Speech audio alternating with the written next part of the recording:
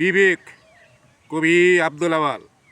দেশটা এখন ধ্বংসের পথে, বিবেক গেছে মরে, ভালো মানুষের মুখোশ পরে শাসন করে চুরে। নারীরা গেছে বেহায় হয়ে, আজ নগ্ন তাদের দেহ, সত্য পথের ভাত মরেছে, পিছে নাই তার কেহ।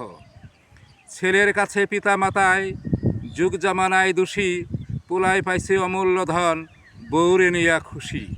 জাহাজ ভরা মান সম্মান, ছেলের অভাব নাই, পিতা মাতায় ভাঙ্গা গড়ে খাইছে আটার যায়। শিক্ষিত পোলা গ্রাম ছাড়িয়া শহরে যাইয়া থাকে, বাবার নাম ভুলে গেছে, ছেলেরে আব্বু বলে ডাকে। চাষির ঘরে চাষি এখন নাই বলিলেই চলে, কারখানায় চাকরি করে সাহেবজাদার ছেলে।